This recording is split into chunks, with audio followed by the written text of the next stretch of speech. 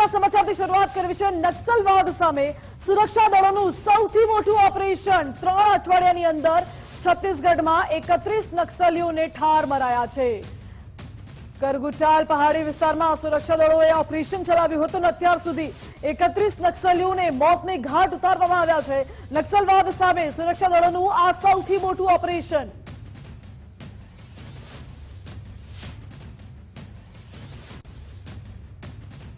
તો આ તરફ નક્સલવાદ વિરોધની લડાઈમાં વધુ એક મોટી સફળતા ભારતને મળી છે। છત્તીસગઢ તેલંગાણા સરહદ પર સુરક્ષા બળોએ મોટું ઓપરેશન પાર પાડ્યું છે। કુરુગુટ્ટલાનું પહાડો પર 31 કુખ્યાત નક્સલીઓનો ખાત્મો બોલાવવામાં આવ્યો। કેન્દ્રીય ગૃહમંત્રી અમિત શાહે ઓપરેશન અંગે પોસ્ટ કરી છે। લખ્યું છે કે જ્યાં ક્યારેક લાલ આતંકનું રાજ, ત્યાં આજે શાંતિ લહેરાતો તિરંગો છે। સુરક્ષા બળોએ ઓપરેશન સંકલ્પ માત્ર 21 દિવસમાં પૂર્ણ કર્યું છે। નક્સલીઓનું મોટું હેડક્વાર્ટર આજ પહાડ ઉપર હતું અને સીઆરપીએફ, એસટીએફ અને ડીઆરજીએ સંયુક્તપણે ઓપરેશન પાર પાડ્યું છે, સફળ થયું છે। મારી સાથે ન્યૂઝરૂમથી સહયોગી વિકાસ લાઈવ જોડાઈ ગયા છે।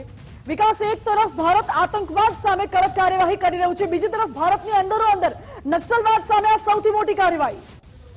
બિલકુલ માનસી, કેન્દ્રીય ગૃહમંત્રી અમિત શાહ જાહેરમાં કહી ચૂક્યા છે કે જ્યારે મેં 2019માં ગૃહ મંત્રાલયનો પદભાર સંભાળ્યો હતો ત્યારે મને કહેવામાં આવ્યું હતું કે આ ઉગ્રવાદ અને જે નક્સલવાદ છે એ જમ્મુ કાશ્મીરના આતંકવાદ કરતાં પણ જે મોટી સમસ્યા છે, જે રેડ આતંક છે, એને હટાવવો જરૂરી છે અને એટલા માટે જ 2019થી એક આખો પ્લાન અમલમાં મૂકવામાં આવ્યો હતો અને હમણાં જ સંસદમાં પણ કેન્દ્રીય ગૃહમંત્રી અમિત શાહે કહ્યું હતું, એમણે એક ડેડલાઇન નક્કી કરી હતી। આ મોદી સરકારની ખાસિયત છે કે એક ડેડલાઇન નક્કી કરવામાં આવે છે અને પછી એ પ્રોજેક્ટ આ તારીખમાં પૂરો કરવાનો છે એ નક્કી કરવામાં આવે છે અને ભારતને સંપૂર્ણપણે નક્સલવાદથી મુક્તિ અપાવવા માટે 31 માર્ચ 2026ની તારીખ નક્કી કરવામાં આવી છે।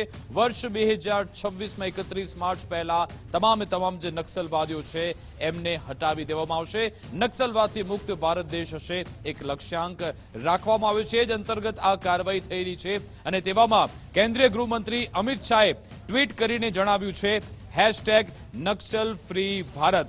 આ સંકલ્પની સાથે તેમણે કહ્યું કે ઐતિહાસિક સફળતા પ્રાપ્ત થઈ છે આપણા સુરક્ષા બળોને, જેમણે છત્તીસગઢ અને તેલંગાણા સરહદ પર જે ઓપરેશન કર્યું, જે કુરુગુટ્ટાલ પહાડ છે ત્યાં 31 કુખ્યાત નક્સલવાદીઓ છે એમને ઠાર મારવામાં આવ્યા।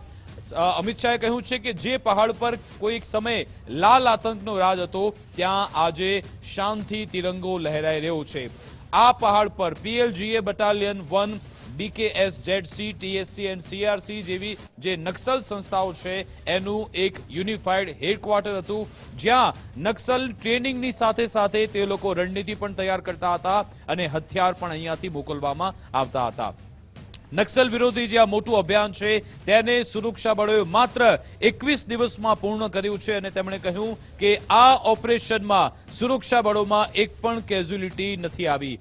ખરાબ વાતાવરણ અને જે દુર્ગમ પહાડી વિસ્તારો છે એમાં પણ આપણા જવાનોએ બહાદુરી અને શૌર્ય બતાવ્યું, એનાથી નક્સલીઓનો સામનો કરવામાં આવ્યો હતો। CRPF, STF અને DRGના જવાનોએ આખું ઓપરેશન પાર પાડ્યું અને દેશને તેમના પર ગર્વ છે। તેમણે કહ્યું પ્રધાનમંત્રી મોદીના નેતૃત્વમાં નક્સલવાદને આપણે જડમૂળથી હટાવવાનો છે સંકલ્પ કરવામાં આવ્યો છે અને ફરી એકવાર તેમણે કહ્યું દેશવાસીઓને હું પુનઃ વિશ્વાસ અપાવું છું 31 માર્ચ 2026 સુધીમાં ભારત નક્સલવાદ મુક્ત હશે એ નક્કી છે।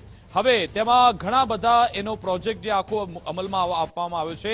પહેલા જે લોકો નક્સલવાદ સાથે જોડાયેલા છે, પહેલા તો એમને મનાવવામાં આવે છે, પહેલા એમને આત્મસમર્પણ કરવાનું કહેવામાં આવે છે અને પછી જો એ લોકો આત્મસમર્પણ ન કરે, જો એ લોકો મુખ્ય ધારામાં ન આવે તો પછી, અને જે લોકો સમાજ માટે એ લોકો ગંભીર છે અથવા તો સુરક્ષાને લઈ ગંભીર છે તો પછી એમને ઠાર મારવાનું નક્કી કરવામાં આવે છે અને એ જ 31 નક્સલવાદીઓ છે જેમને ઠાર મારવામાં આવ્યા। સાથે સાથે એક 3 લેયર એ પ્રમાણેનું કોમ્બિનેશન થઈ રહ્યું છે કે કેન્દ્ર સરકાર અને રાજ્ય સરકાર અને જિલ્લાનું જે વહીવટી તંત્ર છે, સાથે સાથે કેન્દ્રીય એજન્સીઓ અને રાજ્યની એજન્સીઓ આ સંકલન સાથે આખું ઓપરેશન પાર પાડવામાં આવે છે। સાથે સાથે જે પણ નક્સલ પ્રભાવિત વિસ્તારો છે ત્યાં વિકાસને કેવી રીતે વેગ આપી શકાય, ત્યાં રસ્તાઓ બની રહ્યા છે, મોબાઈલ ટાવર ત્યાં ઇન્સ્ટોલ થઈ રહ્યા છે, સ્થાનિક લોકોને રોજગાર મળી રહે અને લોકો આ નક્સલવાદ સાથે ન જોડાય એના પણ પ્રયત્ન થઈ રહ્યા છે। છે। આ જે નક્સલવાદીઓ છે ઘણી બધી ઉઘરાણી કરતા હોય છે, લોકોના પૈસા પણ ચોરી કરતા હોય છે, એટલા માટે